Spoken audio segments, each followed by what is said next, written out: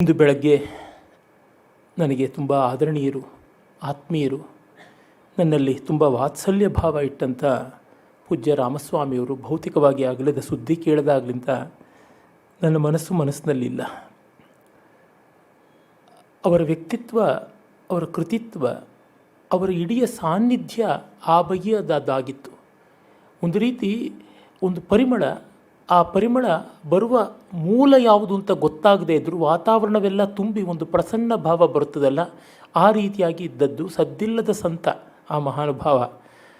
ಅವರನ್ನು ಸುಮಾರು 39-40 ವರ್ಷಗಳ ಕಾಲದಿಂದ ಬಲ್ಲೆ, ನೇರವಾಗಿ ನೋಡಿ ಬಲ್ಲೆ. ಈ ಒಂದು 30 ವರ್ಷಗಳಲ್ಲಿ ತುಂಬ ಹತ್ತಿರದಿಂದ ಕೂಡ ಬಲ್ಲೆ. ಅದಕ್ಕೂ ಮುನ್ನವೇ, ಅಂದರೆ ಸಾಮಾನ್ಯ ಈಗ ಒಂದು 50 ವರ್ಷಗಳ ಆಸುಪಾಸಿನಲ್ಲಿಯೇ ಡಿ ವಿ ಜಿಯವರ ಪುಸ್ತಕಗಳನ್ನು ಓದುವಾಗ ಅಲ್ಲಿ ಚಿರಂಜೀವಿ ರಾಮಸ್ವಾಮಿ ಅನ್ನುವ ಹೆಸರು ಇದ್ದೇ ಇರ್ತಾ ಇತ್ತು. ಆಗಲಿಂದಲೇ ಯಥಾ ಸಂಪುಷ್ಪಿತಸ್ಯ ವೃಕ್ಷಸ್ಯ ದೂರಾದ್ ಗಂಧೋವಾತಿ ಅನ್ನುವಂತೆ ಇವರು ಯಾರು ಈ ಪುಣ್ಯಾತ್ಮರು ಡಿ ವಿ ಜಿಯವರ ಪ್ರೀತಿ ವಿಶ್ವಾಸಗಳನ್ನು ಸಂಪಾದಿಸಿಕೊಂಡಿದ್ದಾರೆ, ಚಿರಂಜೀವಿ ರಾಮಸ್ವಾಮಿಯ ಉಪಕಾರ ನೆರವು ಅಂತೆಲ್ಲ ಹೇಳ್ತಾ ಇದ್ರಲ್ಲ, ಇವರು ಎಷ್ಟು ದೊಡ್ಡವರು, ಇವರನ್ನು ಕಾಣಬೇಕು ಅನ್ನುವ ಭಾವ ನನ್ನಲ್ಲಿ ತುಂಬ ಇದ್ದದ್ದಾಗಿತ್ತು. ಆಮೇಲೆ ಅದಕ್ಕೆ ದೈವ ಒದಗಿಸ್ತು. ಆಗಲಿಂದಲೂ ನೋಡ್ತಾ ಇದ್ದೀನಿ, ಯಾವ ಒಂದು ಸಂದರ್ಭದಲ್ಲಿಯೂ ಅವರ ಜೊತೆ ಕಹಿ ಮಾಡಿಕೊಳ್ಳುವ, ಬೇಸರ ಮಾಡಿಕೊಳ್ಳುವ, ನೊಂದುಕೊಳ್ಳುವ ಸಂದರ್ಭ ಬರಲಿಲ್ಲ. ಅಂತಂದರೆ ಅಷ್ಟು ದೀರ್ಘಕಾಲದ ಸಾಹಚರ್ಯದಲ್ಲಿ ಅವರೆಷ್ಟು ಉದಾರವಾಗಿ ನಡ್ಕೊಂಡಿದ್ದಾರೆ, ಎಷ್ಟು ವಾತ್ಸಲ್ಯದಿಂದ ನಡ್ಕೊಂಡಿದ್ದಾರೆ, ಎಷ್ಟು ದೊಡ್ಡತನದಿಂದ ನಡ್ಕೊಂಡಿದ್ದಾರೆ ಅಂತ ಗೊತ್ತಾಗುತ್ತದೆ. ಅವರ ಬರವಣಿಗೆಯನ್ನು ಕಂಡವರು, ಅವರ ವ್ಯಕ್ತಿತ್ವದ ಬಗ್ಗೆ ಬೇರೆಯವರ ಮೂಲಕ ತಿಳ್ಕೊಂಡವರಿಗೆ ಗೊತ್ತಾಗದೇ ಇರುವಂಥ ಎಷ್ಟೋ ಅಂಶಗಳು ಅವರ ಹತ್ತಿರಕ್ಕೆ ಬಂದವರಿಗೆಲ್ಲ ಆಗುತ್ತದೆ. Once coming closer to Ramaswamy will never go out of way ಅಂತ. ಆ ನೈಕಟ್ಯ ಬಂದ ಮೇಲೆ ಆ ಒಂದು ಪ್ರಭಾವದಿಂದ, ಸತ್ಪ್ರಭಾವದಿಂದ ದೂರ ಆಗೋದಿಲ್ಲ ಅನ್ನುವ ಮಟ್ಟಕ್ಕೆ ಅವರ ವ್ಯಕ್ತಿತ್ವ. ಹಾಗಂತ ಅವರು ಮೇಲೆ ಬಿದ್ದು ಮಾತಾಡಿಕೊಂಡು ಬರುವವರಲ್ಲ.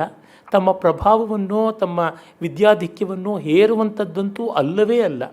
ಆದರೆ ನಮ್ಮ ಅರಿವಿಲ್ಲದಂತೆಯೇ ನಾವು ಅವರನ್ನು ಒಪ್ಪಿಸಿಕೊಳ್ತೀವಿ, ಅವರ ಮೌಲ್ಯಗಳು ನಮ್ಮವೂ ಆಗಿಬಿಡುತ್ತವೆ ಅನ್ನೋದು ಬಹಳ ದೊಡ್ಡದಾದ ಸಂಗತಿ. ಈಚಿನವರೆಗಂತೂ ಅವರು ಡಿ ವಿ ಜಿಯವರ ಪ್ರತಿನಿಧಿ ಅಂತಲೇ ಲೋಕಕ್ಕೆ ಪ್ರಸಿದ್ಧರಾಗಿದ್ದಾರೆ. ಅದು ಯುಕ್ತವೂ ಆಗಿದೆ. ಗುರುಂ ಪ್ರಕಾಶಯೇ ಧೀಮಾನ್ ಅಂತ ಒಂದು ಮಾತಿದೆ. ಅವರು ಸರ್ವಾತ್ಮನ ಆ ರೀತಿಯಾಗಿ ಮಾಡಿದವರು.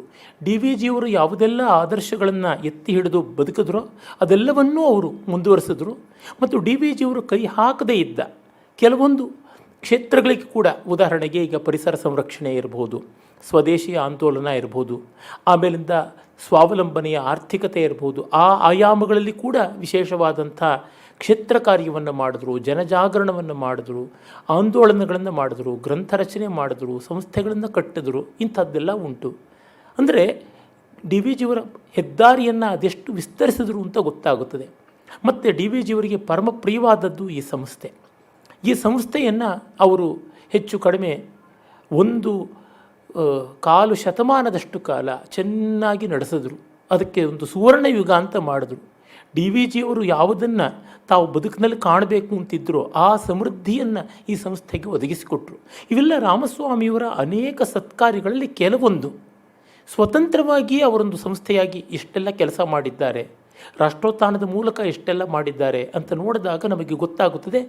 ಒಂದನ್ನು ಕೂಡ ಶ್ರಮ ಅಂತ ಭಾವಿಸದೆ, ಕಷ್ಟ ಅಂತ ಭಾವಿಸದೆ ನಡೆಸಿದರಲ್ಲ, ಇದು ದೊಡ್ಡದು. ಮತ್ತು ತಾವು ಮಾತಾಡಿದಂತೆ ಬರದಂತೆ ಬದುಕಿದ್ರು, ಬದುಕದಂತೆ ಬರೆದರು.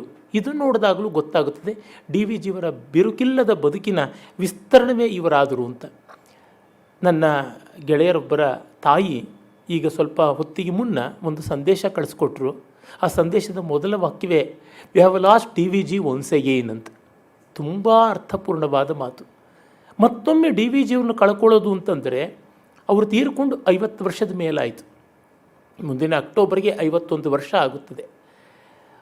ಡಿ ವಿ ಜಿಯವರು 1887 ಮಾರ್ಚ್ನಲ್ಲಿ ಹುಟ್ಟಿದರೆ, ರಾಮಸ್ವಾಮಿಯವರು 1937 ಅಕ್ಟೋಬರ್ನಲ್ಲಿ ಹುಟ್ಟಿದ್ದು. ಹೆಚ್ಚು ಕಡಿಮೆ ಆ ಗುರು ಶಿಷ್ಯರಿಗೆ 50 ವರ್ಷಗಳ ಅಂತರ. ಇಷ್ಟರ ಮಟ್ಟಿಗೆ ಅವರ ಹುಟ್ಟು ಹೇಗೆ ಅರ್ಧ ಶತಮಾನದ ಅಂತರದಲ್ಲಿ ಬಂತು, ಅವರಿಬ್ಬರ ಅಂತ್ಯ ಕೂಡ, ಭೌತಿಕವಾದ ಅಂತ್ಯ ಕೂಡ ಹಾಗೆಯೇ ಆಯಿತು. ಡಿ ವಿ ಜಿಯವರು ತೀರ್ಕೊಂಡಿದ್ದು ಅಕ್ಟೋಬರ್ನಲ್ಲಿ, ಹುಟ್ಟಿದ್ದು ಮಾರ್ಚ್ನಲ್ಲಿ. ಇವರು ಹೆಚ್ಚು ಕಡಿಮೆ ಈಗ ಏಪ್ರಿಲ್ ಆರಂಭ, ಇವರು ಡಿ ವಿ ಜಿಯವರ ಜನ್ಮ ದಿವಸಕ್ಕೆ ಹತ್ತಿರವಾಗಿರುವಂಥ 50 ವರ್ಷ ಹಾಗೆ ಕಂಪ್ಲೀಟ್ ಮಾಡಿದ್ದಾರೆ. ಕರೆಕ್ಟಾಗಿ 50 ವರ್ಷ ಅಂದರೆ ಒಂದು ಸುವರ್ಣಾಧ್ಯಾಯವನ್ನು ಮುಗಿಸಿದ್ದಾರೆ ಅಂತ ಗೊತ್ತಾಗುತ್ತದೆ. ಮಲಗಿದವರು ಮಲಗದಂತೆಯೇ ಏಳಲಿಲ್ಲ, ಯಾರೊಬ್ಬರಿಗೂ ಕಷ್ಟ ಕೊಡಲಿಲ್ಲ, ಯಾರೊಬ್ಬರಿಗೂ ನಷ್ಟ ಕೊಡಲಿಲ್ಲ. ನಿದ್ದೆವಲು ಸಾವು ಪಡೆ ಮಂಕುತಿಮ್ಮ ಅಂತ ಡಿ ವಿ ಜಿ ಹೇಳಿದ್ರೆ, ಇವರು ನಿದ್ದೆಯಲ್ಲಿ ಸಾವು ಪಡೆ ಮಂಕುತಿಮ್ಮ ಅಂತ ಮಾಡ್ಕೊಂಡ್ಬಿಟ್ರಲ್ಲ. ಇದು ಅವರ ಸಾವಿನ ಒಂದು ಮಹಾತ್ಮ್ಯ ಅಂತ ನಾನು ಭಾವಿಸಿದ್ದೀನಿ. ಈಗ ಸ್ವಲ್ಪ ಹೊತ್ತಿಗೆ ಮುಂಚೆ ಇಲ್ಲೆಲ್ಲ ಮಳೆ ಹನಿ ಹಾಕಿದೆ. ನಮ್ಮಲ್ಲಿ ಒಂದು ವಿಶ್ವಾಸ ಉಂಟು, ಮಹಾನುಭಾವರು ಅಳಿದಾಗ ಅವರ ಚಿತೆಯ ಜ್ವಾಲೆಗಳನ್ನು ನಾವು ಭೌತಿಕವಾಗಿ ಕೆರೆ ಬಾವಿ ನೀರುಗಳಿಂದ ಆರಿಸಬಾರದು. ಅದನ್ನು ಅಸ್ಥಿ ಸಂಗ್ರಹಕ್ಕೆ ಅಂತರಿಕ್ಷದಿಂದಲೇ ದಿವ್ಯ ಜಲ ಅಂತ ಕರೀತಾರೆ. ದಿವ್ಯ ಅಂತಂದರೆ ಆಗಸದಿಂದ ಬರುವ ಜಲ. ಆ ಜಲವೇ ಅವರ ಚಿತೆಯನ್ನು ಉಪಶಮನ ಮಾಡಿದೆ ಅಂತ ನಾನು ಭಾವಿಸಿದ್ದೀನಿ. ಅಂದರೆ ಇವೆಲ್ಲ ನಾವು ನಂಬಿಕೆ, ವಿಶ್ವಾಸ, ಶ್ರದ್ಧೆ ಅಂತ ಭಾವಿಸ್ತೀವಿ. ಅದು ಈ ರೀತಿಯಾದ ಘಟನೆಗಳಾದಾಗ ಹೌದು ಅವು ಅಲೌಕಿಕವಾದವು, ಆ ಅಲೌಕಿಕ ಸತ್ಯ ಕೂಡ ಅಂತ ಭಾವಿಸೋದಾಗುತ್ತದೆ. ಇನ್ನು ರಾಮಸ್ವಾಮಿಯವರ ವ್ಯಕ್ತಿತ್ವ ನಿರ್ಮಾಣದ ಕಡೆಗೆ ನೋಡಿದಾಗ ಅವರ ತಂದೆ ರಾಮಚಂದ್ರ ಶಾಸ್ತ್ರಿಗಳು ಒಬ್ಬ ಅವಧೂತನಂತೆ ಇದ್ದವರು, ಅಂಟಿಯೂ ಅಂಟದಂತೆ ಇದ್ದವರು. ಇನ್ನು ಬಾಲ್ಯದಲ್ಲಿ ಅವರ ತಾಯಿಯನ್ನು ಕಳ್ಕೊಂಡ್ರು. ಆದರೆ ತುಂಬ ಕುಟುಂಬದಲ್ಲಿ ಇದ್ದಿದ್ದರಿಂದ ಎಲ್ಲರ ಪ್ರೀತಿ ವಿಶ್ವಾಸಗಳು ಸಿಗ್ತಾ ಇತ್ತು. ಹಾಗಿದ್ದರೂ ಕೂಡ ಅವರು ಅಂಟಿಯೂ ಅಂಟದ ಸಂತನಂತೆ ಇದ್ದರು. ಒಮ್ಮೆ ನಾನು ಶಶಿ ಅವ್ರ ಮನೆಗೆ ಹೋಗಿದ್ದಾಗ 8 ವರ್ಷಗಳ ಹಿಂದೆ ಇರಬೇಕು. ನಿಮಗೆ ಹೇಗನ್ಸುತ್ತೆ ಜಗತ್ತು, ಈ ರೀತಿಯಾಗಿ ನಾನು ಕೆದಕ್ತಾ ಇದ್ದೆ. ಅವರು ಸಾಮಾನ್ಯ ಈ ರೀತಿಯಾದ ಮಾತುಗಳನ್ನು ಹೇಳೋಲ್ಲ. ಅದು ಯಾವ ಆಕಸ್ಮಿಕ ಯೋಗವೋ ಹೇಳಿದ್ರು. ನಮಗೆ 19-20 ವರ್ಷಗಳ ಹೊತ್ತಿಗೆ ಈ ಜಗತ್ತಿಗೆ ನಾವು ಆಗಂತುಕರು ಅಂತನ್ನುವ ಭಾವ ದೃಢವಾಗಿತ್ತು ಅಂದರು. ಹಾಗಲ್ಲದೆ ಇದ್ದರೆ ಆ ಹೊತ್ತಿಗಾಗಲೇ ಅವರು ಸ್ವಾಮಿ ಶಿವಾನಂದರ ಆಶ್ರಮಕ್ಕೆ ಹೋಗಿ ಋಷಿಕೇಶದಲ್ಲಿ ಉಳಿತಾ ಇದ್ದಿದ್ದು ಹೇಗೆ, ಅಲ್ಲಿ ಆ ಒಂದು ಆಶ್ರಮದ ಪತ್ರಿಕೆಯ ಸಂಪಾದಕೀಯ ವರ್ಗದಲ್ಲಿ ಸೇರಿಕೊಂಡು ಅದಕ್ಕೆ ಕೈಂಕರ್ಯ ಮಾಡಿದ್ದು ಹೇಗೆ, ರಮಣ ಮಹರ್ಷಿಗಳ ಪ್ರಭಾವಕ್ಕೆ ತುತ್ತಾದದ್ದು ಹೇಗೆ, ಅದೇ ರೀತಿ ಬ್ರಹ್ಮಚೈತನ್ಯ ಗೋಂದಾವಲೇಕರ್ ಅವರ ಕೃಪಾ ಕಟಾಕ್ಷಕ್ಕೆ ಪಾತ್ರರಾದದ್ದು ಹೇಗೆ, ಇವೆಲ್ಲ ನೋಡಿದಾಗ ಅವರಲ್ಲಿರುವ ಅವಧೂತ ಪ್ರಜ್ಞೆ ಎಂಥದ್ದು ಅಂತ ಗೊತ್ತಾಗುತ್ತದೆ. ಡಿ ವಿ ಜಿಯವರ ಜೀವನ ಚರಿತ್ರೆಯನ್ನು ಅವರ ಮತ್ತೊಬ್ಬ ಪ್ರಿಯ ಶಿಷ್ಯರಾದಂಥ DR ವೆಂಕಟರಮಣನವರು ವಿರಕ್ತ ರಾಷ್ಟ್ರಕ ಅಂತ ಬರೆದರು. ಅದರ ಬಗೆಗೆ ಗೆಳೆಯ ಸೂರ್ಯಪ್ರಕಾಶ ಹೇಳೋದುಂಟು, ಈ ಶೀರ್ಷಿಕೆ ರಾಮಸ್ವಾಮಿಯವರಿಗೆ ಮತ್ತೂ ಚೆನ್ನಾಗಿ ಒಪ್ಪುತ್ತದೆ ಅಂತ. ಆ ಮಟ್ಟಕ್ಕೆ ಅವರಿಗಿದ್ದದ್ದು. ಮತ್ತು ಅವರು ಶಾಲಾ ಕಾಲೇಜುಗಳ ದಿವಸಗಳಲ್ಲಿ ಎಷ್ಟು ಚೆನ್ನಾದ ವಿದ್ಯಾರ್ಥಿಯಾಗಿದ್ದರು ಅಂತಂದರೆ, ಅವರ ಸಹಾಧ್ಯಾಯಿಯಾಗಿ ವೇದಗಳ ವಿಷಯದಲ್ಲಿ ಸಾಕಷ್ಟು ದೊಡ್ಡ ಪ್ರಮಾಣದ ಕೆಲಸ ಮಾಡಿರುವಂತಹ ನಮ್ಮನ್ನು ಅಗಲಿದ R.L. ಕಶ್ಯಪ್ ಅವರು, ಡಾಕ್ಟರ್ R.L. ಕಶ್ಯಪ್ ಅವರು ಒಮ್ಮೆ ಕಾಲೇಜಿನಲ್ಲಿ ಯಾವುದೋ ಒಬ್ಬ ಇಂಗ್ಲೀಷ್ ಕವಿಯ ಬಗೆಗೆ ಒಂದು ಪ್ರಬಂಧ ಬರೀಬೇಕು ಅಂತ ಇಂಗ್ಲೀಷ್ ಅಧ್ಯಾಪಕರು ಕೇಳಿದರೆ ರಾಮಸ್ವಾಮಿಯವರು ಬರಕೊಟ್ರಂತೆ ಅವ್ರಿಗೋಸ್ಕರ. ಅದು ಬರ್ಕೊಟ್ಟಿದ್ದನ್ನು ನೋಡಿ ಅವರ ಅಧ್ಯಾಪಕರು ಕಶ್ಯಪರಿಗೆ, ನೀನು ಯಾವುದೋ ಪ್ರೊಫೆಸರ್ ಹತ್ರ ಬರ್ಕೊಂಡು ಬಂದಿದ್ಯಾ, ಯಾವುದೋ ಪುಸ್ತಕಗಳಿಂದ ಕಾಪಿ ಮಾಡಿದ್ಯಾ, ನಿನ್ನ ಸ್ವಂತ ಬುದ್ಧಿ ಇದಲ್ಲ ಅಂತ. ಇವರು ರಾಮಸ್ವಾಮಿಯವರು ಏನಂದರೆ, ತಾವು ಅಷ್ಟು ಉತ್ಕೃಷ್ಟವಾದ ಪ್ರಬಂಧವನ್ನು ಬರೀಬಲ್ಲವರಾಗಿದ್ದು ಅನ್ನೋದು ಅವರ ಬೌದ್ಧಿಕ ಸಾಮರ್ಥ್ಯಕ್ಕೆ ನಿದರ್ಶನವಾದರೆ, ಅದು ನನಗೆ ಬೇಡ ಸ್ನೇಹಿತರ ಕೆಲಸಕ್ಕೋಸ್ಕರವಾಗಿಂತ ಅದನ್ನು ಕೊಟ್ಟಿದ್ದೊಂದು ಈ ರೀತಿಯಾದದ್ದವ್ರದ್ದು. ಹಾಗಾಗಿ ಅವರು ಎಷ್ಟೋ ಜನಕ್ಕೆ ಅವ್ಯಾಜವಾಗಿ ಲೇಖನಗಳಿಗೆ ನೆರವು ಅಂತಂದರೆ ಲೇಖನವನ್ನೇ ಬರೆಯೋದು ಮಾಡಿದರು. ಉದಾಹರಣೆಗೆ ದೊಡ್ಡ ವಿದ್ವಾಂಸರಾಗಿ ಭಾರತೀಯ ಇತಿಹಾಸಕ್ಕೆ ಸಂಬಂಧಪಟ್ಟ ಕೆಲಸ ಮಾಡಿದಂಥವರು ಡಾಕ್ಟರ್ ನವರತ್ನ ಎಸ್ ರಾಜಾರಾಮ್ ಅವರು ಇಂಗ್ಲೀಷ್ನಲ್ಲಿ ಬೇಕಾದಷ್ಟು ರಚನೆ ಮಾಡಿದ್ರು. ಅವೆಲ್ಲ ಆರ್ಯರ ಭಾರತೀಯತೆಯನ್ನು ಸ್ಥಾಪಿಸುವಂಥದ್ರೊಳಗೆ ಪ್ರಮುಖ ಪಾತ್ರ ವಹಿಸಿದಂಥದ್ದು ಅವರ ಬರವಣಿಗೆ. ಅದು ಕನ್ನಡ ಜನತೆಗೆ ತಲುಪಬೇಕು ಅನ್ನೋ ಒಂದೇ ಉದ್ದೇಶದಿಂದ ರಾಮಸ್ವಾಮಿಯವರು ಅನುವಾದ ಮಾಡಿದ್ರು. ಪ್ರಕಾಶನ ಮಾಡಿದ್ದು ನವರತ್ನ ರಾಜಾರಾಮ್ ಅವರ ಹೆಸರಿನಲ್ಲಿ. ಯಾಕೆಂದರೆ ಒಳ್ಳೆಯ ಕೆಲಸ ಆಗಬೇಕು, ಯಾರು ಮಾಡಿದ್ದಲ್ಲ, ಅದು ಮುಖ್ಯ ಅಲ್ಲ ಅಂತ. ಆದರೆ ಅವರೇ ಮಾಡ್ತಾಯಿದ್ರು.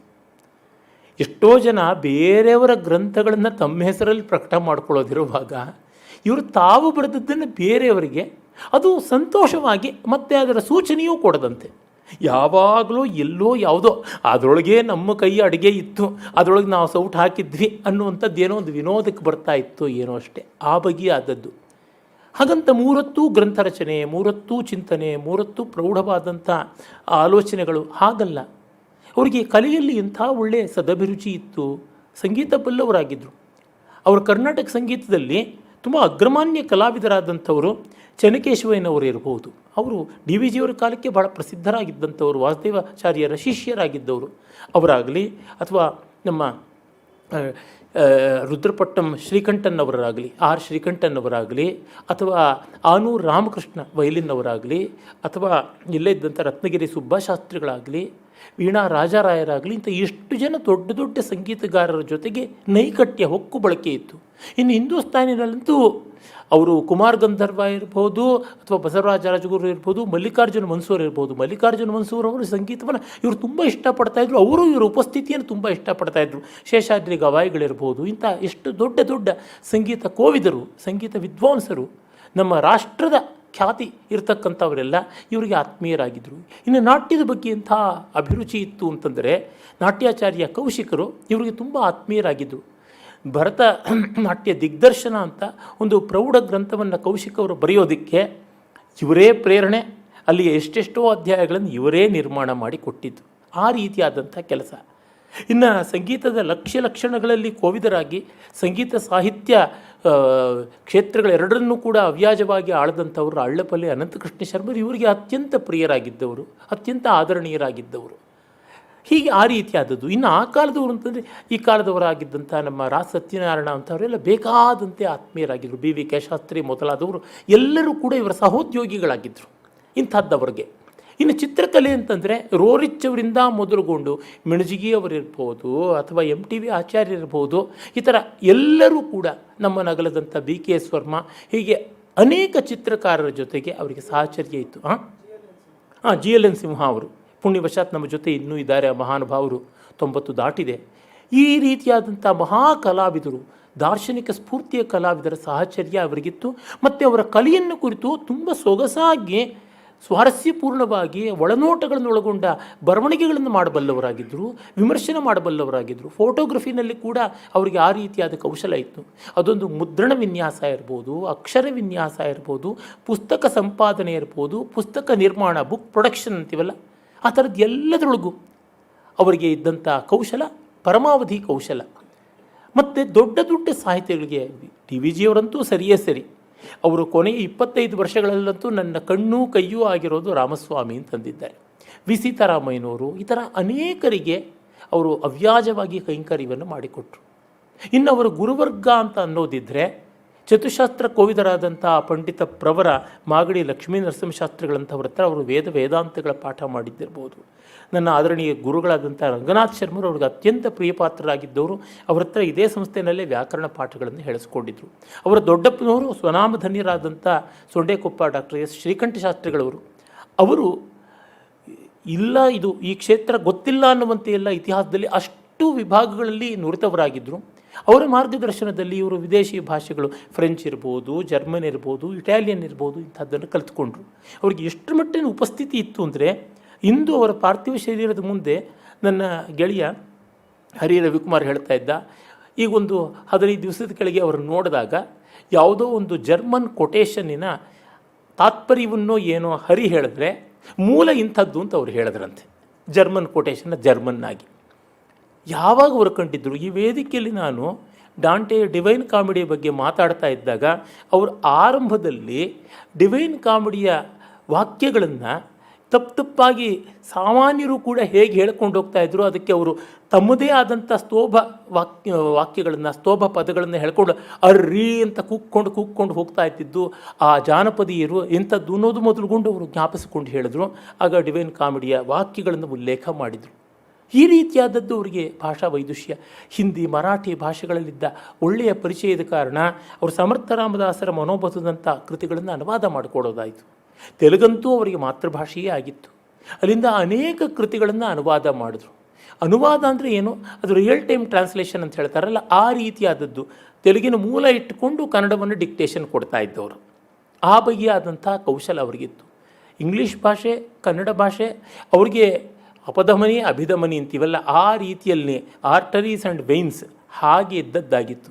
ಅವರು ಎಷ್ಟೋ ಬಾರಿ ಹೇಳ್ತಾಯಿದ್ರು ಕನ್ನಡಕ್ಕಿಂತ ಇಂಗ್ಲೀಷೇ ಸುಲಭ, ನ್ಯಾಚುರಲ್ ಅಂತ, ಬಹಳ ಸಹಜವಾಗಿದೆ ಅಂತ. ಆದರೆ ಎಂದೂ ಪ್ರದರ್ಶನ ಇರಲಿಲ್ಲ. ಮತ್ತು ಅವರು ಉತ್ಥಾನ ಪತ್ರಿಕೆ ಒಂದನ್ನು ನಿರ್ಮಾಣ ಮಾಡ್ತಾ ಇದ್ದ ರೀತಿ ನೋಡಿದ್ರೆ ಗೊತ್ತಾಗುತ್ತದೆ. ಪತ್ರಿಕೋದ್ಯೋಗದ ಕ್ಷೇತ್ರದಲ್ಲಿ ಇವತ್ತು ಒಂದು ಮಹಾ ನಕ್ಷತ್ರವನ್ನು ನಾವು ಕಳ್ಕೊಂಡಿದ್ದೀವಿ. ಸಾಮಾನ್ಯ ಒಬ್ಬ ಪತ್ರಿಕಾ ಸಂಪಾದಕ, ಪತ್ರಿಕೋದ್ಯೋಗಿ ಅಂದರೆ ಈ ಕಾಲಕ್ಕೆ ಎಷ್ಟು ಸವಕಲಾಗಿಬಿಟ್ಟಿದೆ. ಆದರೆ ಅದಕ್ಕೆ ಇರುವ ವಿಶ್ವರೂಪ ಏನು ಅಂದರೆ ಇವರಿಗೆ ಗೊತ್ತಾಗುತ್ತದೆ. ಒಂದು ಲೇಖನವನ್ನು ನಿರ್ಮಾಣ ಮಾಡಬೇಕು ಅಂದರೆ ಮೂಲ ಆಕರ ಸಾಮಗ್ರಿಯಿಂದ ಮೊದಲುಗೊಂಡು ಅದನ್ನು ಅಚ್ಚಿನ ಮನೆಯಲ್ಲಿ ಮೊಳೆ ಜೋಡಿಸಿ ಮಸಿ ಹಚ್ಚಿ ಅದನ್ನು ಮುದ್ರಣ ಮಾಡಿ ಅದಕ್ಕೆ ರಟ್ಟು ಅಂಚು ಕಟ್ಟಿಡೋವರೆಗೆ A to Z ಅಂತೀವಲ್ಲ, ಅಥ ಇಂದ ಇತಿ ಅಲ್ಲಿವರೆಗೂ ಅವರಿಗೆ ಗೊತ್ತಿತ್ತು. ಯಾವೊಂದರೊಳಗೂ ಎರಡನೆಯ ದರ್ಜೆಯ ಆಕಾರಗಳನ್ನು ಅವಲಂಬಿಸಬೇಕಿಲ್ಲ. ಆ ಬಗೆಯಾದದ್ದು ಆ ಉತ್ಥಾನ ಪತ್ರಿಕೆಯಲ್ಲಿ ಅವರು ವೇದಾಂತ ದೇಶಿಕರ ಬಗ್ಗೆಗೆ ಇರ್ಬೋದು, ಅಭಿನವ್ ಗುಪ್ತರ ಬಗ್ಗೆ ಇರ್ಬೋದು, ಜೈನ ಮತದ ಬಗ್ಗೆ, ಜೈನ ದರ್ಶನದ ಬಗ್ಗೆ ಇರ್ಬೋದು, ಸಚ್ಚಿದಾನಂದೇಂದ್ರ ಸರಸ್ವತಿ ಸ್ವಾಮಿಗಳ ಬಗ್ಗೆ ಇರ್ಬೋದು, ಈ ಥರ ಎಷ್ಟೋ ವಿಷಯಗಳ ಬಗ್ಗೆ ಬರೆದಂಥ ಲೇಖನಗಳನ್ನು ನೋಡಿದ್ರೆ ಇವರು ಎಷ್ಟು ವರ್ಷ ಇದಕ್ಕಾಗಿ ಕೃಷಿ ಮಾಡಿದರು ಅಂತ. ಆದರೆ ಅವರು ಹೇಳಿದ್ದು ಎಲ್ಲ ಹೇಗೋ ಜ್ಞಾಪಕದಿಂದಲೇ ಮಾಡಿದ್ದಾಯಿತು, ಆಕಾರಗಳನ್ನೆಲ್ಲ ಹೋಗಿ ಮತ್ತೆ ನೋಡೋಕ್ಕಾಗಲಿಲ್ಲ ಅಂತ. ಇದು ಆ ಬಗೆಯದು ಮಾತ್ರವಲ್ಲ, ಈ ತಿಂಗಳಿನ ಉತ್ಥಾನ ತೆಗೆದು ನೋಡಿದ್ರೆ ಗೊತ್ತಾಗುತ್ತೆ ಕೊಲ್ಲಿ ಯುದ್ಧದ ಪರಿಣಾಮ ವಿಪರಿಣಾಮಗಳು ಏನು ಅಂತ ಬರವಣಿಗೆ ಮಾಡಿದ್ದಾರೆ. ಇಷ್ಟು ಸಾಂಪ್ರತಿಕ ಜಗತ್ತಿಗೆ ತೆರೆದಿಟ್ಟುಕೊಂಡವರಾಗಿದ್ದರು. ಅರ್ಥಶಾಸ್ತ್ರ ಇರ್ಬೋದು, ರಾಜ್ಯಶಾಸ್ತ್ರ ಇರ್ಬೋದು, ಸಮಾಜಶಾಸ್ತ್ರ ಇರ್ಬೋದು, ಮತ್ತು ಕಾನೂನು ಕಟ್ಟಲೆ ಇರ್ಬೋದು. ಇವೆಲ್ಲದರೊಳಗೂ ಅವ್ರಿಗೆ ಎಷ್ಟು ತಿಳುವಳಿಕೆ ಇತ್ತು ಅಂದರೆ, ಗೆಳೆಯ ಒಳ್ಳೆಯ ನ್ಯಾಯವಾದಿಯಾದಂಥ ಕಶ್ಯಪ್ ನಾಯಕ್ ಹೇಳೋದುಂಟು, ಎಷ್ಟೋ ಬಾರಿ ನಾನು ಉಪನ್ಯಾಸ ಮಾಡೋದಕ್ಕೆ ಅಂತ, ನಾನು ಅಧ್ಯಯನಕ್ಕೆ ಅಂತ ಕೆಲವೆಲ್ಲ ನನಗೇ ಗೊತ್ತಿವೆ ಆಕಾರಗಳು ಅಂತ ನೋಡಿದ್ರೆ ರಾಮಸ್ವಾಮಿಯವರು ಅದರ ಮೇಲಿನ ತಮ್ಮ ವಿಮರ್ಶೆಯನ್ನು ಹೇಳಿರ್ತಾ ಇದ್ದರು. I could not be updated in front of him, he is to update me and I was not updated on my own accord ಅಂತ. ಆ ಬಗೆಯಾದದ್ದು ಅದು ಎಲ್ಲಿಂದ ಸಾಧ್ಯವಾಯಿತು? ಅಂದರೆ ಒಂದಿಷ್ಟು ಪ್ರದರ್ಶನ ಎಲ್ಲ ಹೇಳ್ತಾ ಇದ್ರಂತೆ, ಇದೆಲ್ಲ ನೋಡಿರ್ಬೋದು, ಆದರೂ ಬೇಕಾಗುತ್ತೇನೋ ಇಟ್ಕೊ ಅನ್ನುವಂಥದ್ದು. ಅವರ ಪ್ರೀತಿ ವಾತ್ಸಲ್ಯ ತುಂಬಿದ ಬೆನ್ನು ತಟ್ಟುವಿಕೆಯ ಒಂದು ಮಧುರಾಘಾತವನ್ನು ಅನುಭವಿಸಿದವರೇ ಪುಣ್ಯಾತ್ಮರು. ಆ ಅನುಭವ ನನಗಾಗಲಿಲ್ಲ. ಅವರು ನನ್ನನ್ನು ಯಾವತ್ತೂ ಬೆನ್ನು ತಟ್ಟಲಿಲ್ಲ. ನಮಸ್ಕಾರ ಮಾಡಿದವ್ರಿಗೊಮ್ಮೆ ಬೆನ್ನಿಗೆ ಬಡಿತಾ ಇದ್ರಂತೆ, ಅವರು ಇನ್ನೊಮ್ಮೆ ನಮಸ್ಕಾರ ಮಾಡೋ ಥರ ಆಗ್ತಾ ಇತ್ತು ಅಂತ. ಆದರೆ ಆ ವಾತ್ಸಲ್ಯ ಸಾಮಾನ್ಯವಾಗಿ ವಯಸ್ಸು ಹೆಚ್ಚಾದ ಮೇಲೆ ಮುಂದಿನ ಪೀಳಿಗೆಯವರು ಸಹಜವಾಗಿಯೇ ಹಿಂದಿನವರ ಭುಜಗಳ ಮೇಲೆ ನಿಂತಿರೋದ್ರಿಂದ ಮೇಲೆ ಹೊರಟೋಗ್ತಾರೆ. ಆಗ ವಯಸ್ಸಾದವರಿಗೆ ನಮಗೆ ಅವರು ಕೊಡುವ ಗೌರವ ಸಾಲದು ಅಂತಲೋ, ನಮ್ಮನ್ನು ಇವರು ಸ್ಮರಿಸೋದು ಅಪೂರ್ಣವಾಗಿದೆ ಅಂತಲೋ, ಎಲ್ಲೋ ಏನೋ ಒಂದು ಕಷಾಯ, ಯಾವುದೋ ಒಂದು ಕಹಿ, ಯಾವುದೋ ಒಂದು ಕಿನಿಸು ಬಂದುಬಿಡ್ತದೆ. ಇವರು ಪುಣ್ಯಾತ್ಮರ ಹಾಗಲ್ಲ. ನನಗೆ ಇವತ್ತು ಬೆಳಗ್ಗೆ ಅವರು ಪಾರ್ಥಿವ ಶರೀರವನ್ನು ನೋಡ್ತಾ ಇದ್ದಾಗ ಶಾಕುಂತಲದ ವಾಕ್ಯ ಜ್ಞಾಪಕ ಬರ್ತಾ ಇತ್ತು. ಶಕುಂತಲೆ ಗಂಡನ ಮನೆಗೆ ಹೊರಟಾಗ ಆತ ಕಣ್ವ ಮಹರ್ಷಿಗಳು ಹೇಳ್ತಾರೆ, ಆದ್ಯೇವ ಕುಸುಮ ಪ್ರಸೂತಿ ಸಮಯೇ ಯಸ್ಯಾ ಭವತ್ಯುತ್ಸವ ಅಂತ. ಇವರು ಹಾಗೆ ಆದ್ಯೇವ ಕುಸುಮ ಪ್ರಸೂತಿ ಸಮಯೇ ಯಸ್ಯಾ ಭವತ್ಯುತ್ಸವ ಯಸ್ಯಾ ಅಭವತ್ ಉತ್ಸವ ಅಂತ. ಒಬ್ಬರು ಯಾವುದೊಂದು ಚಿಕ್ಕ ವಯಸ್ಸಿನವರು ತಮ್ಮದೊಂದು ಪುಸ್ತಕವನ್ನು, ತಮ್ಮದೊಂದು ಲೇಖನವನ್ನು ಯಾವುದನ್ನೋ ತೆಗೆದುಕೊಂಡು ಅವ್ರ ಮುಂದೆ ಇಟ್ಟರೆ ಅವರು ಅದೂ ಬೇಕಿಲ್ಲ, ಮಗ ಹುಟ್ಟದ ಅಂತ, ಉದ್ಯೋಗ ಆಯಿತು ಅಂತ, ಮತ್ತೊಂದು ಆಯಿತು ಅಂದರೆ ಅವ್ರು ಎಷ್ಟು ಮೆಚ್ಚಿಕೊಳ್ತಾ ಇದ್ರು ಅಂದರೆ, ತಮ್ಮದಾದ ಧ್ಯೇಯ, ತಮ್ಮದಾದ ಸಾಧನೆ, ಆ ದಾರಿನಲ್ಲಿ ಮತ್ತಷ್ಟು ಜನ ಬರಲಿ ಅಂತ ಅವ್ರಿಗೆ ಎಷ್ಟು ಅಪೇಕ್ಷೆ ಇದ್ದರೂ ಇದು ನೀನು ಮಾಡು, ನೀನು ಮಾಡಬೇಕಾದದ್ದು ಅಂತ ಒತ್ತಾಯ ಮಾಡ್ತಾ ಇರಲಿಲ್ಲ. ಆದದ್ದಕ್ಕೆ ಸಂತೋಷ ಪಡ್ತಾಯಿದ್ರು, ಆಗದೇ ಇದ್ದಿದ್ದಕ್ಕೆ ಸಂಕಟ ಪಡ್ತಾ ಇರಲಿಲ್ಲ. ನಮಗೆ ಯಾವುದೋ ನಮಗೆ ತುಂಬ ಪ್ರೀತಿಪಾತ್ರವಾದ ವಿಷಯ ನಮಗೆ ಬೆಟ್ಟದಷ್ಟು ದೊಡ್ಡದು, ಭಗವಂತನಷ್ಟು ದೊಡ್ಡದು ಅನಿಸುತ್ತೆ, ಬೇರೆ ಅದಕ್ಕೆ ಬೇಕಾಗಿರೋಲ್ಲ. ಅವರಿಗೆ ಗೊತ್ತಿತ್ತು, ನಿನ್ನ ರಗಳೆಗಾರಿಗೆ ಬಿಡುವ ಮಂಕುತಿಮ್ಮ ಅಂತಿದ್ರಲ್ಲ, ಅದು ಅಸಾಮಾನ್ಯವಾದ ಸಂಯಮ. ಮತ್ತು ಪ್ರತಿಯೊಬ್ಬರನ್ನೂ ಜ್ಞಾಪಕದಲ್ಲಿ ಇಟ್ಕೊಳ್ತಾ ಇದ್ರು. ನನ್ನ ಗೆಳೆಯ ಒಬ್ಬರು ಅಮೆರಿಕಾದಲ್ಲಿದ್ದಾರೆ, ಪ್ರತಾಪ್ ಸಿಂಹ ಅಂತ, ಸಜ್ಜನರಾದಂಥ ಸಾಹಿತ್ಯ ಪ್ರಿಯರಾದ ಒಳ್ಳೆಯ ಇಂಜಿನಿಯರ್ ಅವರು. ಅಲ್ಲಿ ಬೇಕಾದಷ್ಟು ಕೆಲಸ ಮಾಡಿದ್ದಾರೆ, ಅದರೊಳಗೆ ಡಾಕ್ಟರೇಟ್ ಕೂಡ ಮಾಡಿದ್ದಾರೆ. ಅವರು ನಮ್ಮ ಗೆಳೆಯರ ಮೂಲಕವಾಗಿ ರಾಮಸ್ವಾಮಿಗಳಿಗೆ ಪರಿಚಯವಾದರು. ಅವರು ಯಾವಾಗಲೂ ಒಮ್ಮೆ ಅದೊಂದು ಬಗೆಯ ಖಾರದ ಕಡಲೆ ಬೀಜದ ರುಚಿಯ ಬಗ್ಗೆ ಹೇಳಿದ್ರು. ಅವರು ಒಂದು ವರ್ಷ ಆಗಿ ಮತ್ತೊಮ್ಮೆ ಅಮೆರಿಕಾದಿಂದ ಬಂದರು. ಬಂದಾಗ ಮೊದಲು ಅವ್ರು ಕಂಡಾಗಲೇ, ನೀವು ಆವತ್ತು ಹೇಳಿದ್ರಲ್ಲ ಇದೇ ಅಲ್ವಾ ನೀವು ಇಷ್ಟಪಡ್ತಾ ಇದ್ದಿದ್ದು ಕಡಲೆ ಬೀಜ ಅಂತ ಕೊಟ್ಟಂತೆ, ಖಾರದ ಕಡಲೆ ಬೀಜ. ಈ ಪ್ರೀತಿ ಯಾರಿಗಿರುತ್ತದೆ, ಎಷ್ಟು ಜನಕ್ಕಿರುತ್ತದೆ? ಹಾಗೆಂತ ವಿನೋದಕ್ಕೂ ಅಷ್ಟೇ. ಮತ್ತೊಬ್ಬ ನನ್ನ ಗೆಳೆಯರು, ಅವರು ಯಾವಾಗಲೂ ಮಿಡಿ ಮಾವಿನಕಾಯಿ ಉಪ್ಪಿನಕಾಯಿನ ಬಗ್ಗೆ ಹೇಳಿದಾಗ ಅವ್ರು ಸಿಕ್ಕಿದಾಗಲೆಲ್ಲ ಯಾವಾಗ ಮಾವಿನ ಗಿಡ ನೆಡ್ತೀರಾ ಅಂತ ಕೇಳ್ತಾಯಿದ್ರು. ಅಂದರೆ ಇನ್ನೊಬ್ಬರನ್ನ ವಿನೋದಕ್ಕೆ, ಸಂತೋಷಕ್ಕೆ, ಮಧುರಾನುಭವಗಳಿಗೆ ಗುರಿ ಮಾಡಿ ಅವರ ಸಂತೋಷದಲ್ಲಿ ತಾವು ಸಂತೋಷ ಕಾಣೋದಿದೆಯಲ್ಲ, ತುಂಬ ದೊಡ್ಡ ವಿಷಯ. ಸಂತೃಪ್ತಿ, ಆ ಸಂತೃಪ್ತಿ ಎಂದೂ ನಿಷ್ಕ್ರಿಯತೆಯನ್ನು ತರಲಿಲ್ಲ ಅವರಲ್ಲಿ. ನಿನ್ನೆ ಕೂಡ ಅವರು ಬರೀತಾ ಇದ್ರಂತೆ, 2 ಗಂಟೆ ಹೊತ್ತು ಸತತವಾಗಿ ಬರೀತಾ ಇದ್ರು ಅಂತ ಪುಣ್ಯಾತ್ಮರಾದ ಶಿವಸ್ವಾಮಿಯವರು, ಅವರ ಶ್ರೀಮತಿ ಜಯಶ್ರೀಯವರು, ಆ ದಂಪತಿಯನ್ನು, ಅವ್ರ ಮಗಳು ಸವಿತಾ ಅವರನ್ನು ನಾವು ಸದಾ ಜ್ಞಾಪಿಸಿಕೊಳ್ಬೇಕು. ಇದೇ ವೇದಿಕೆ ಮೇಲೆ ರಾಮಸ್ವಾಮಿಯವರು ಹೇಳಿದ್ರು, ನನ್ನನ್ನು ಹೂವಿನಲ್ಲಿ ಇಟ್ಟುಕೊಂಡು ನೋಡ್ತಿದ್ದಾರೆ ಇವರು ಅಂತ. ಅವರು ಹೇಳಿದ್ರು ಶಿವಸ್ವಾಮಿಯವರು, ಅವರು ಸತತವಾಗಿ ಬರವಣಿಗೆ ಮಾಡ್ತಾಯಿದ್ರು ಅಂತ. ಈಗ ಒಂದು ಕೆಲವು ತಿಂಗಳಿಂದ ಅವರು ರಾಷ್ಟ್ರೋತ್ಥಾನ ಕಚೇರಿಗೆ ಹೋಗ್ತಾ ಇರಲಿಲ್ಲ. ಆದರೆ ಆಗ ಅಲ್ಲಿ ಮುಕ್ತಲೇಖನ ತೆಗೆದುಕೊಳ್ಳೋಕೆ ಬರೋರು, ಇಲ್ಲಿ ಬೇಡ ಅಂತ ತಾವೇ ಕೈಯಿಂದ ಬರೀತಾಯಿದ್ರು. ಕಣ್ಣು ಅವರಿಗೆ ಸರಿಯಾಗಿರಲಿಲ್ಲ. ನನಗೀಗ ವರ್ಟಿಕಲ್ ರೀಡಿಂಗ್ ಮಾತ್ರ ಮಾಡೋಕ್ಕಾಗುತ್ತೆ ಅಂತ ಇದ್ದರು. ಕಾಣಿಸೋದೇ ಇಲ್ಲ, ಕಿಕೆ, ಕಣ್ಣು ಕಾಣೋಲ್ಲ, ಕಿವಿ ಕೇಳೋಲ್ಲ ಅಂತ ಹೀಗೆಲ್ಲ ಅಂತ ಇದ್ದರು. ಆದರೆ ಬರವಣಿಗೆ ಅಷ್ಟು ಚೆನ್ನಾಗಿ ಮಾಡ್ತಾಯಿದ್ರು. ಎಲ್ಲಿವರೆಗೆ ಅಂದರೆ, ಎರಡನೇ ವ್ಯಕ್ತಿಗೆ ಒಂದು ಬರವಣಿಗೆ ತೋರಿಸಬೇಕು ಅಂದರೆ ಅದೆಷ್ಟು ಖಚಿತವಾಗಿ, ಎಷ್ಟು ಲಕ್ಷಣ ಶುದ್ಧವಾಗಿಯೇ ಇರಬೇಕು ಅಂತ. ಈಗ 1.5 ತಿಂಗಳ ಮುಂಚೆನೂ ನನಗೆ ಒಂದು ಲೇಖನವನ್ನು ಕಳಿಸ್ಕೊಟ್ಟಿದ್ರು. ಅದರ ಮೇಲೆ ವ್ಯವಸ್ಥಿತವಾದ ರೀತಿಯಲ್ಲಿ ವಿಳಾಸ ಮತ್ತೊಂದು ಎಲ್ಲ ಹಾಗೆ ಬರೆದು ಕಳಿಸಿದರು. ಅಂದರೆ ಆ ವ್ಯಕ್ತಿತ್ವ ಯಾವ ರೀತಿಯ ಪಕ್ವತೆಯನ್ನು ಪಡ್ಕೊಂಡಿತ್ತು, ಪರಿಪೂರ್ಣತೆಯನ್ನು ಪಡ್ಕೊಂಡಿತ್ತು, ಮತ್ತು ತಾನಿಷ್ಟು ಪರಿಪೂರ್ಣವಾದರೂ ಬೇರೆಯವರು ಹಂಗಿಲ್ಲವಲ್ಲ ಅನ್ನೋ ಇರಿಸುಮುರಿಸಿರಲಿಲ್ಲ. ನಾವು ಏನೋ ಸಣ್ಣ ಪುಟ್ಟದ್ರೊಳಗೆ ಏನೋ ಪ್ರಭುತ್ವ ಸಂಪಾದಿಸಿಬಿಟ್ಟಿದ್ದೀವಿ ಅಂತ ತಕ್ಷಣ ನಮಗೆ ಬೇರೆಯವರ ಕೆಲಸಗಳ ಬಗ್ಗೆ ಅದು ಯಾಕೆ ಸರಿಗಿಲ್ಲ, ಇದು ಯಾಕೆ ಸರಿಯಿಲ್ಲ, ಕಂಪ್ಲೈನಿಂಗ್ ನೇಚರ್ ಆ್ಯಂಡ್ ಕಾಂಡಸೆಂಡಿಂಗ್ ನೇಚರ್ ಅಂತೀವಲ್ಲ, ಅದು ಬಹಳ ಬೇಗ ಬಂದುಬಿಡುತ್ತೆ. ಆ ಪುಣ್ಯಾತ್ಮರಿಗೆ ಬರಲಿಲ್ಲ ಆ ರೀತಿಯಾದದ್ದು. ಅಷ್ಟು ಮಾತ್ರವಲ್ಲ, ಮತ್ತೊಬ್ಬರು ತಮ್ಮೆದುರಿಗೆ ಸಣ್ಣವರಾಗಿ ಮುಜುಗರ ಪಡಬಾರದು ಅನ್ನುವ ದೃಷ್ಟಿ ಇತ್ತು.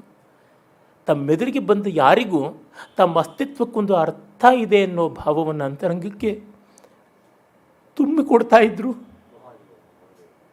ಇಲ್ಲ, ಇನ್ನು ಸಿಗೋದಿಲ್ಲ, ಅಂಥ ವಸ್ತು ಸಿಗೋದಿಲ್ಲ. ಬರವಣಿಗೆಗಳಲ್ಲಾದರೂ ಅಷ್ಟೇ. ಅವರ ಶಾಸ್ತ್ರ ವಿಷಯ ಎಷ್ಟೋ ಬರೆದಿದ್ದಾರೆ, ಪರಿಸರಕ್ಕೆ ಸಂಬಂಧಪಟ್ಟಂತೆ ಬರೆದಿದ್ದಾರೆ, ಸ್ವದೇಶಿಗೆ ಸಂಬಂಧಪಟ್ಟಂತೆ ಬರೆದಿದ್ದಾರೆ, ಆರ್ಥಿಕತೆಗೆ ಸಂಬಂಧಪಟ್ಟಂತೆ ಬರೆದಿದ್ದಾರೆ, ಇತಿಹಾಸಕ್ಕೆ ಸಂಬಂಧಪಟ್ಟಂತೆ ಬರೆದಿದ್ದಾರೆ, ನಾಗರಿಕತೆಗಳ ಸಂಘರ್ಷಕ್ಕೆ ಸಂಬಂಧಪಟ್ಟಂತೆ ಬರೆದಿದ್ದಾರೆ, ಸ್ವಾತಂತ್ರ್ಯ ಯೋಧರಿಗೆ ಸಂಬಂಧಿಸಿದಂತೆ ಬರೆದಿದ್ದಾರೆ, ಇಷ್ಟೋ ಬರೆದಿದ್ದಾರೆ. ಅದು ಎಷ್ಟೋ ಜನಕ್ಕೆ ಗೊತ್ತಾಗದೇ ಹೋಗ್ಬೋದು. ತುಂಬ ತಿಳಿಯಾಗಿ ಸರಳವಾಗಿ ಬರೆದರೂ ಕೂಡ ಎಷ್ಟೋ ಜನಕ್ಕೆ ಕಷ್ಟವಾಗ್ಬೋದು. ಅಂಥವ್ರಿಗಾಕೇನೆ ಒಳ್ಳೆಯ ಸುಭಾಷಿತಗಳಿಗೆ ಸ್ವೋಪಜ್ಞವಾದ ವ್ಯಾಖ್ಯಾನಗಳು ಮಾಡಿದ್ದಾರೆ, ತುಂಬ ಚೆನ್ನಾಗಿವೆ. ಅವೇ ಒಂದು 4 ಸಂಪುಟದಷ್ಟಿವೆ. ಆಮೇಲೆ ಮಹಾನುಭಾವರುಗಳೆಷ್ಟರದ್ದು ಅದ್ಭುತವಾದ ವ್ಯಕ್ತಿ ಚಿತ್ರಗಳನ್ನು ಬರೆದಿದ್ದಾರೆ. ದೇವಟಿಗೆಗಳು, ದೀಪ್ತಶೃಂಗಗಳು, ದೀಪ್ತಿಮಂತರು, ಈ ರೀತಿಯಾದದ್ದು. ವ್ಯಾಸರ ಭಿನ್ನಪ್ಪ ಅಂತ ಮಹಾಭಾರತದ ಬಗ್ಗೆ ಅತ್ಯದ್ಭುತವಾದ ಬೋಧಪ್ರದವಾದ ಸುಬೋಧವಾದ ಬರವಣಿಗೆಯನ್ನು ಮಾಡಿದ್ದಾರೆ. ಮತ್ತು ರಸ್ಯವಾದ ಕಾದಂಬರಿಗಳನ್ನೆಷ್ಟನ್ನು ತೆಲುಗಿನಿಂದ ಕನ್ನಡಕ್ಕೆ ಅನುವಾದ ಮಾಡಿದ್ದಾರೆ. ಸುಲಿದ ಬಾಳೆಯ ಹಣ್ಣಿನಂದದೇ ಓದಿಕೊಳ್ಳಬಹುದು. ಅಂದರೆ ಸಾಮಾನ್ಯರಿಂದ ಎಲ್ಲರಿಗೂ ಆಗುವಂತೆ, ಮಕ್ಕಳಿಗೆ ಬೇಕಾಗುವಂಥ ಪುಸ್ತಕಗಳನ್ನು ಭಾರತೀಯ ಪುಸ್ತಕ ಸಂಪದಕ್ಕೆ ಬರೆದಿದ್ದಾರೆ. ಹೀಗೆ ಅವರ ಹರಹು ವಿಸ್ತೃತವಾದದ್ದು. ಆಮೇಲೆ ಅವೆಲ್ಲವನ್ನೂ ತಾನು ಮಾಡಿದೆ ಅಂತ ಇಲ್ಲವೇ ಇಲ್ಲ. ಯಾವಾಗಲೂ ಒಮ್ಮೆ ನೀವು ಬರೆದಿದ್ದ ಆ ಪುಸ್ತಕ, ಆ ಲೇಖನ ನನಗೆ ಸಿಗ್ತಾ ಇಲ್ವಲ್ಲ, ನಿಮ್ಮ ಹತ್ರ ಇದೆಯಾ ಅಂದರೆ, ನಾವು ಬರೆದದ್ದೆಲ್ಲ ನಮ್ಮ ಹತ್ರವೇ ಇಟ್ಕೊಳ್ಳೋಕ್ಕಾಗತ್ತಾ ಅಂತ ಕೇಳಿದರು. ಅಲ್ಲ, 1-2 ಪುಸ್ತಕಗಳನ್ನು ಬರೆದರೆ, 10-12 ಲೇಖನಗಳನ್ನು ಬರೆದರೆ ಜನ್ಮ ಇಡೀ ಚಪ್ಪರಿಸ್ತಾ ಅದಕ್ಕೆ ಒಗ್ಗರಣೆ ಹಾಕಿದ್ದು ಎಷ್ಟು ತಿಂಗಳಾದರೂ ಮತ್ತೆ ಅದಕ್ಕೆ ಬೆಳ್ಳುಳ್ಳಿಯನ್ನು, ಹಿಂಗುವನ್ನು ಹಾಕಿ ಘಾಟ್ ಎಬ್ಬಿಸ್ತಾ ಇರೋದು ಲೇಖನಗಳನ್ನು ನಾವು ನೋಡ್ತೀವಿ. ಪ್ರತಿಯೊಬ್ಬರು ಒಬ್ಬರ ಶ್ರದ್ಧಾಂಜಲಿ ಸಲ್ಲಿಸುವಾಗ ನಾನು ಬರೆದ ಪುಸ್ತಕಕ್ಕೆ ಅವರು ಏನು ಮೆಚ್ಚುಗೆ ಸಲ್ಲಿಸಿದ್ರು ಅಂತಲೇ ಶ್ರದ್ಧಾಂಜಲಿ ಆರಂಭವಾಗುವಂಥ ಕಾಲ. ಅಂದರೆ ಯಾವುದನ್ನು ಹೇಳುವಾಗಲೂ ನಾವೇನು ಮಾಡಿದ್ದಕ್ಕೆ ಅವ್ರು ಏನು ಮಾಡಿದ್ರು ಅಂತ. ಆದರೆ ಇವರು ತಾವು ಬರೆದದ್ದನ್ನು ಯಾರಿಗೂ ಕೂಡ ತಿಳಿಸ್ತಾ ಇರಲಿಲ್ಲ. ಬಂದದ್ದು ಹೇಗೋ ಇಲ್ಲವೋ ಗೊತ್ತಾಗ್ತಿರಲಿಲ್ಲ. ಆ ರೀತಿಯಾದಂತಹ ಮಾಡಿ ಮರೆಯುವ ಸ್ಥಿತಿ ಇದೆಯಲ್ಲ, ಇದು ತುಂಬ ದೊಡ್ಡದು. ಇನ್ನು ಅವರ ಹಾಸ್ಯ ಪ್ರಜ್ಞೆನ, ಅಸಾಮಾನ್ಯವಾದಂಥ ಹಾಸ್ಯ ಪ್ರಜ್ಞೆ. ಅವರ ಮನೆಯಲ್ಲಿ ಒಂದು ಮದುವೆಗಾಗಿ ವ್ಯವಹಾರ ನಡೀತಾ ಇತ್ತು, ಮಾತುಕತೆ ಎಲ್ಲ. ಆತ್ಮೀಯರಾದಂಥವರಿಗೆ ಮದುವೆಗೆ ಗಂಡು ನೋಡುವುದು. ಆ ಗಂಡಿನ ಕಡೆಯವರು ಬಂದು, ನಮ್ಮ ಹುಡುಗ ತುಂಬ ಒಳ್ಳೆಯವನು, ಸಚ್ಚಾರಿತ್ರ, ಒಂದೂ ದುರಭ್ಯಾಸ ಇಲ್ಲ ಅಂದರೆ, ಒಳ್ಳೆಯದಾಯಿತು, ನಾವು ಏನಾದರೂ ಏರ್ಪಾಟ್ ಮಾಡೋಣ, ಅಭ್ಯಾಸ ಕಲ್ಪಿಸೋಣ, ಅದಕ್ಕೇನಂತೆ ಬಿಡಿ, ಚಿಂತೆ ಇಲ್ಲ ಅಂತ. ಈ ರೀತಿಯಾದದ್ದು ಅವರ ವಿನೋದ, ಆ ಬಗೆಯಾದದ್ದು. ಅವರ ಜೊತೆಯಲ್ಲಿ ಬಹಳ ಕಾಲದಿಂದ ರಾಷ್ಟ್ರೋತ್ಥಾನದಲ್ಲಿ ಕೆಲಸ ಮಾಡಿದಂಥ ಎಷ್ಟೋ ಜನ ಸಂಘದ ಪ್ರಚಾರಕರು, ಅಲ್ಲಿರತಕ್ಕಂಥ ಪದಾಧಿಕಾರಿಗಳೆಲ್ಲ ಹೇಳ್ತಾ ಇದ್ದರು, ಅವರು ಬೆಳಗ್ಗೆ 2 ಫ್ಲಾಸ್ಕ್ಗಳ ತುಂಬ ಹೇಗೆ ಸಂಗೀತಗಾರರಿಗೆ ಹಿಂದೂಸ್ತಾನಿ ಸಂಗೀತದಲ್ಲಂತೂ ಜೋಡಿ ತಂಬೂರಿ ನಾದ ತುಂಬ ಮೊರೆಯುತ್ತಾ ಇರಬೇಕು, ಹಾಗೆ 2 ಫ್ಲಾಸ್ಕ್ಗಳ ತುಂಬ ಕಾಫಿಯನ್ನು, ಹೈ ಕ್ಲಾಸ್ ಸ್ಟ್ರಾಂಗ್ ಟೀನೋ ಮಾಡ್ಕೊಂಡು ಬಂದುಬಿಡ್ತಾಯಿದ್ರು. ಬಂದು ಒಂದು 10:30-11 ಗಂಟೆ ಅಷ್ಟೊತ್ತಿಗೆ ಫೋನ್ ಮಾಡಿ ರಾಮಸ್ವಾಮಿ ಅಂತ ದಪ್ಪ ಧ್ವನಿಲಿ ಹೇಳ್ತಾ ಇದ್ರಂತೆ. ಹಾಗಂದರೆ ಟೀ ಏನೋ ಕಾಫಿನೋ ಕುಡಿಯೋದಕ್ಕೆ ಬರಬೇಕು ಅಂತ ಎಲ್ಲರೂ ಬಂದು ಸೇರಿಕೊಳ್ತಾಯಿದ್ರು.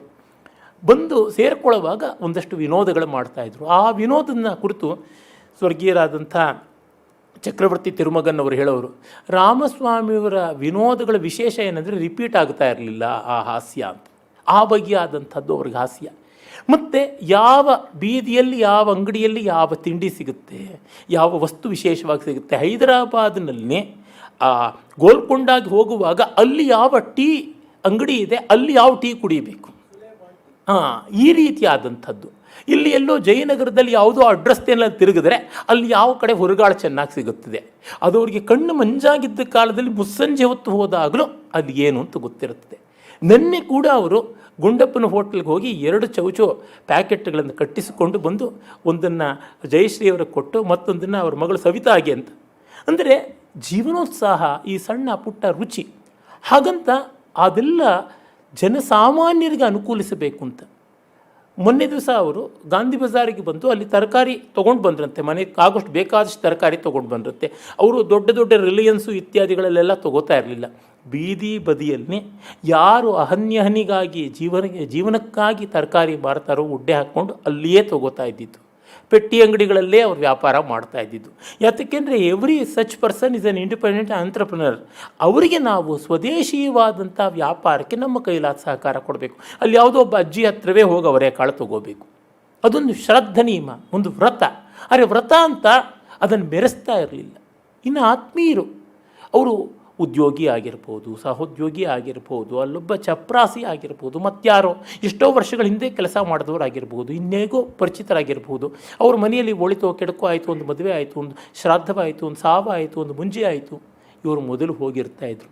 ನನ್ನ ತಂದೆ ತಾಯಿಗಳು ತೀರ್ಕೊಂಡಾಗ ಅವರಿಗೆ ಯಾರು ಆ ಸುದ್ದಿ ಮುಟ್ಟಿಸಿದ್ರು, ಆ ಅಂತ್ಯಯಾತ್ರೆಗೆ ಮುನ್ನ ಅವರು ಬಂದಿದ್ದರು, ಹಾರ ಹಾಕಿ ಕೈ ಮುಗಿದು ಒಂದು ಬೆನ್ನ ಮೇಲೆ ಒಂದು ಸಮಾಧಾನ ಕೊಡುವಂಥ ಒಂದು ಸ್ಪರ್ಶ ಕೊಟ್ಟು ಅಷ್ಟೇ. ಅಂದರೆ ಅವರಿಗೆ ಆ ರೀತಿಯಾದದ್ದಿತ್ತು. ಆ ದೊಡ್ಡತನ ಹೀಗೂ ಬದುಕೋಕ್ಕೆ ಸಾಧ್ಯವ ಅಂತ ಯಾರಿಗಾದರೂ ಸಂದೇಹ ಇದ್ದರೆ ಅವರ ಜೊತೆಗೆ ಹಲವು ಕಾಲ ಓಡಾಡಿದ ಯಾರನ್ನಾದರೂ ಕೇಳಿ, ಹೀಗೂ ಇದ್ದರು, ಹೀಗೂ ಇರಬಲ್ಲರು, ಅದನ್ನು ನಂಬಬೇಕು. ಅದು ಆಗುವಂತಾದರೆ ಅದು ಬದುಕಿನ ಭಾಗ್ಯ ಅಂತ. ಅವರ ಸ್ಮರಣೆಗಿಂತ ವಿಶೇಷವಾದ ಪುಣ್ಯ ಕಾರ್ಯ ಯಾವುದೂ ಇಲ್ಲ. ಎಷ್ಟು ಹೇಳಿದ್ರೂ ಮುಗಿಯುವಂಥದ್ದಲ್ಲ. ಅವರೇ ಅವರ ಅಗಲಿಕೆಯ ನೋವನ್ನು ತಾಳ್ಕೊಳ್ಳೋ ಶಕ್ತಿ ಕೊಡಬೇಕು ಅಂತ ವಿರಮಿಸ್ತೀನಿ. ನಮಸ್ಕಾರ.